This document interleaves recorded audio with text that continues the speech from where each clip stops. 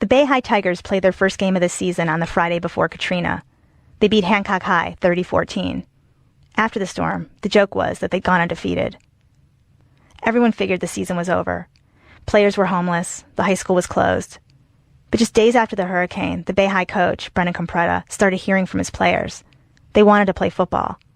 They called his cell and sent text messages. They stopped him on the street.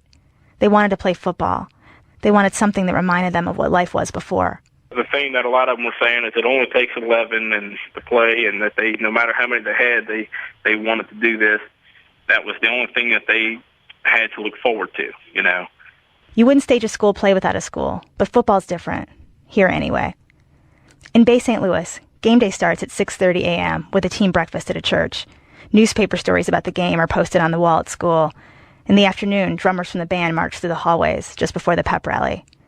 Strangers in town stop players to talk about that week's game. So even though school won't start again until November, the coach called a meeting to try to restart the team. There were some challenges. Only 19 players showed up of the 70 who were on the team. They couldn't use their practice field since National Guardsmen were camping there. Their field house was destroyed and most of their equipment.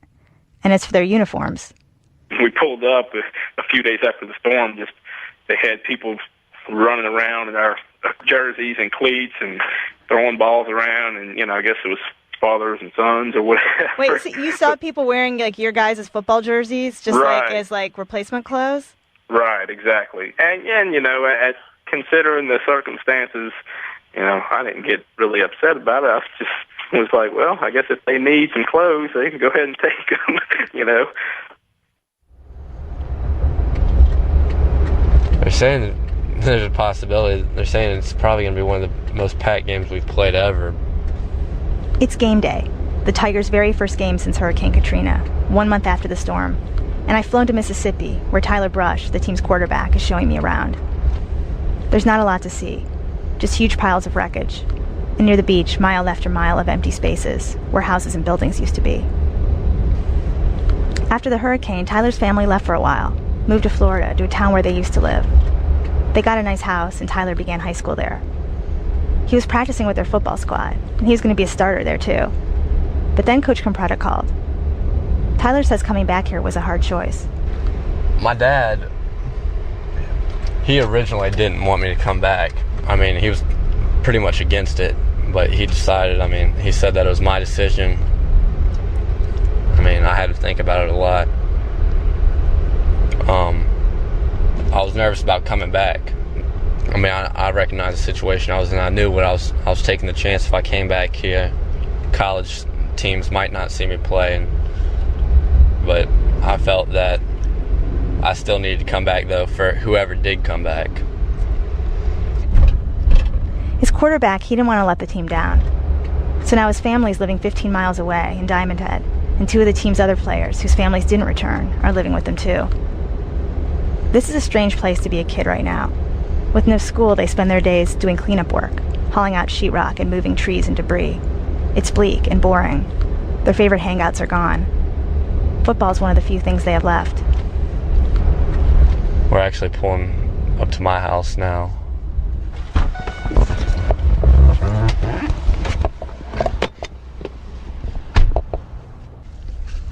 Yeah, this is pretty much nothing left in my house.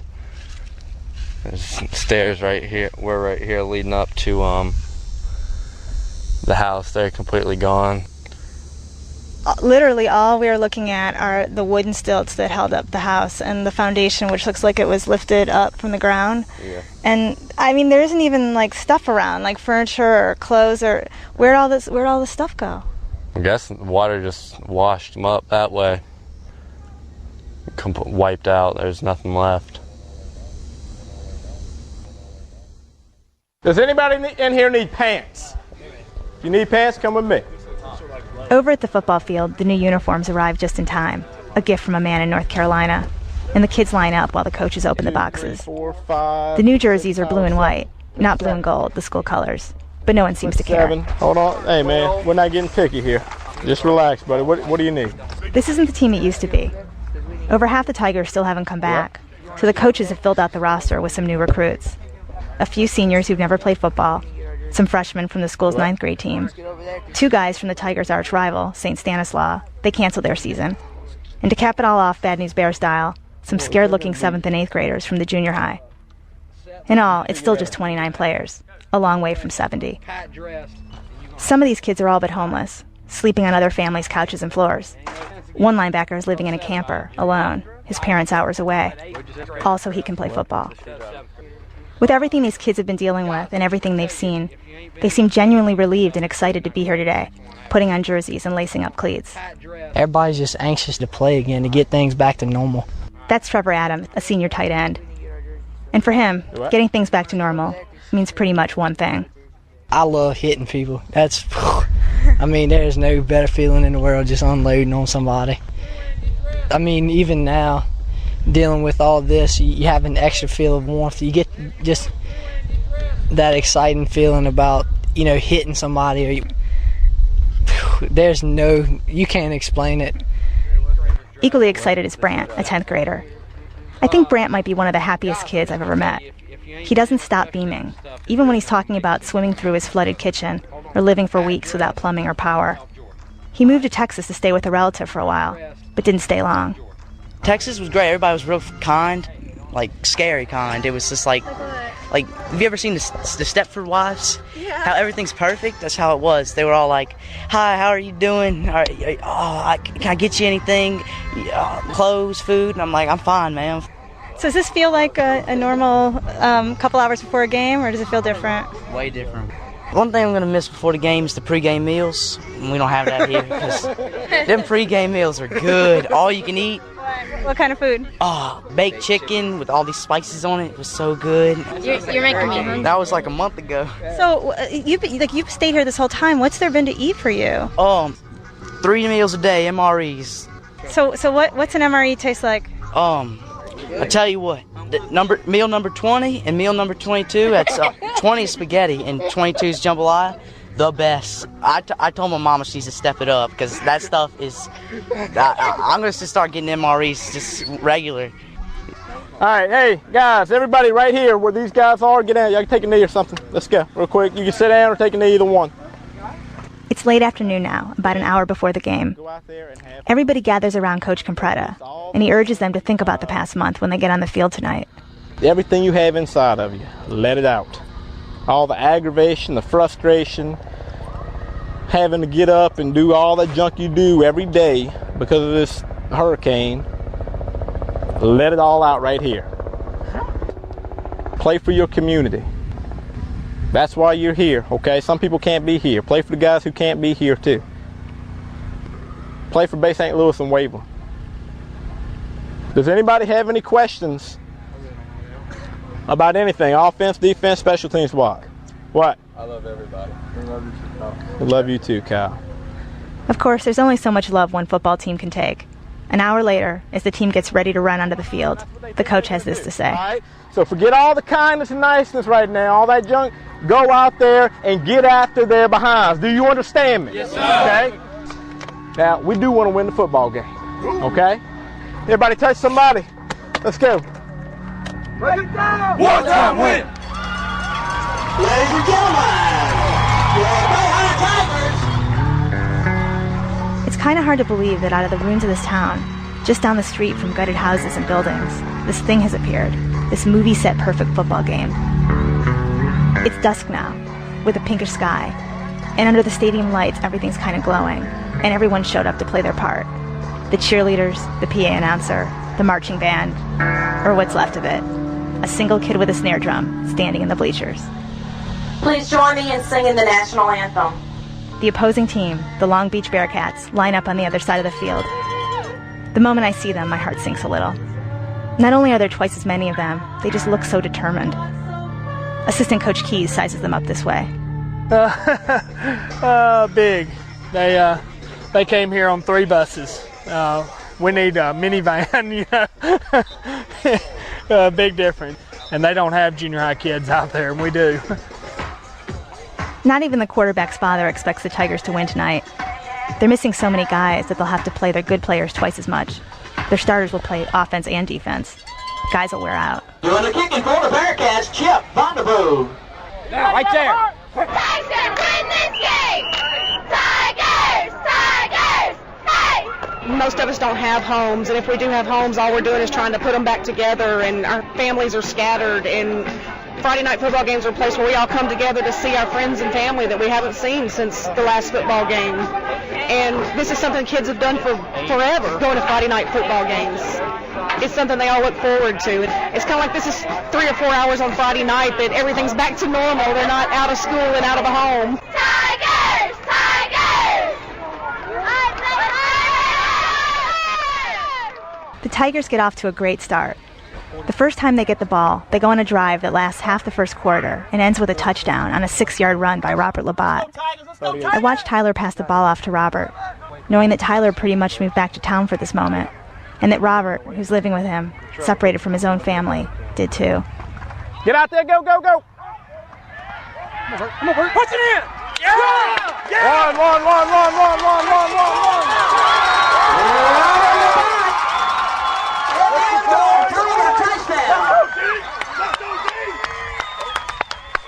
Tigers on the board. Hey! Hey! Here we go!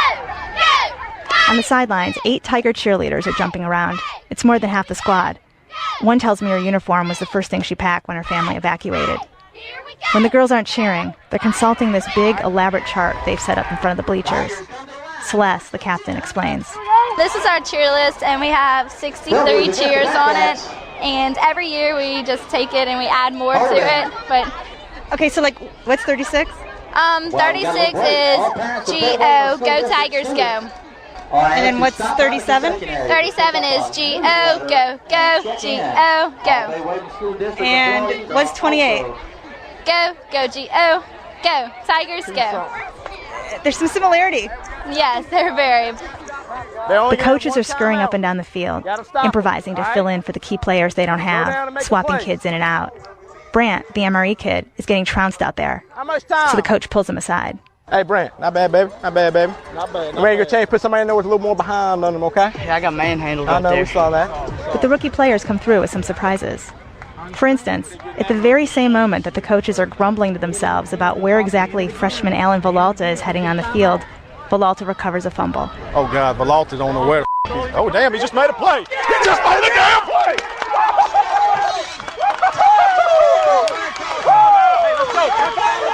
By the end of the first half, it's Tigers 7, Bearcats 6. Good job, Walt. That a boy.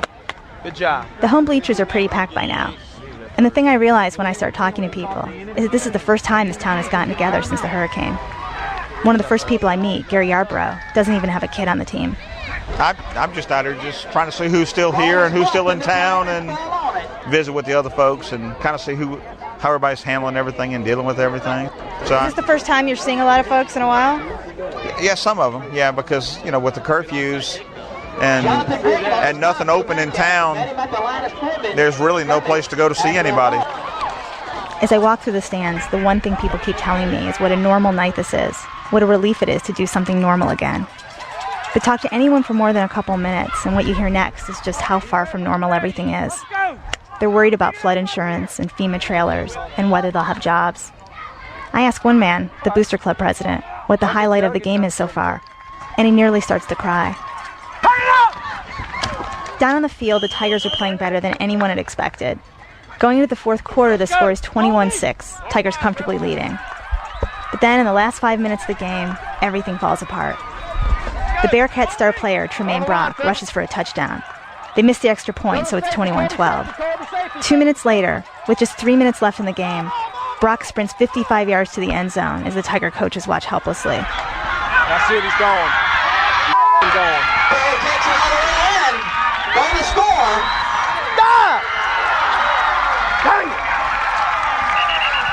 It's a 2-point game now, 21-19. The Tigers are still leading, but Long Beach has the momentum, and they only need a field goal to win. The Tigers are completely exhausted. Many have been on the field the entire game, the kicker's limping. Alan Villalta, the 9th grader who made that great play, is on the sidelines with an injured knee. The Tigers get the ball back, their last possession, but they can't even manage a first down. They punt it away, and there's still plenty of time for Long Beach to score. Don't let them behind you. Don't worry about the first. Everything you got right now. Come on, Keith. Be ready to drop. The Bearcats start to drive again. They cross the 50-yard line into Bay High territory. The clock is running down. Coaches are screaming. Jason, be ready to drop! Here we go, here we go! The place is going nuts. I can honestly say this is the only football game I've ever been to where it really did seem to matter who won. Earlier, I felt bad taking sides against the Bearcats. Their town was hit by the hurricane, too. But now I don't know what I'll do if the Tigers lose. Their town was hit harder. They're the underdogs. They have to win. And then, they do. They stop the Bearcats. It's over.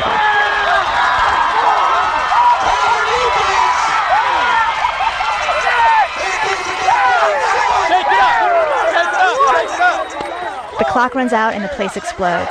21-19 Tigers. It's every corny sports movie come to life. People streaming on the field, hugging, players sprawled on the ground. All these people in this wrecked town, ecstatic over a football game. Assistant coach Jeremy Turcotte. I think next to getting married and having my baby, that's about the most amazing thing I've ever seen in my life. Hey, guys, listen up. We'll let you go. I know we got to get home. Coach Compretta. Never been more proud, okay, in my coaching career. Never been more proud in a group of guys in my life than right now. Love you guys. I love you guys. Take tomorrow off. See you on Wednesday, 3:30. Be here for 3:30, okay? All right, everybody touch somebody. Great job, fellas. Great job, fellas. Break it down. One time win. Bay St. Louis and Hancock County is still under a curfew, ladies and gentlemen. After the game, you'll need to go home as soon as possible. And just like that, the place clears out. A half hour later, the only people left are the coaches, still reliving the game. Luke, one of the assistants, is on the cell phone with his brother in Alabama. They had the ball with about a minute and a half left, driving with no timeouts, and we sacked them and no time left. But I just want to call and tell you that, man. I'll call you tomorrow sometime. I just wanted to holler at you real quick. I love you, brother. Bye. Bye. Of all the coaches I met here, Luke seemed the most discouraged about everything. He'd lost his house. He sounded disheartened. In the morning, he told me that when his contract is up in May, he'll probably leave here. But now his mood is different. And you know, we play next Friday night here, and you know, it's not like the town's going to be back to normal next Friday night. So I mean, they're still going to not have anything to do. There's still going to be a curfew, and you know, I mean, this just it starts it. I mean, if you lose tonight, it's like, you know what, you go home and you're sitting in a trailer and you have no AC and you lost a football game. But you know, it's a little easier to go home and sit in a trailer with no AC when you just won a football game that nobody gave you a chance to win.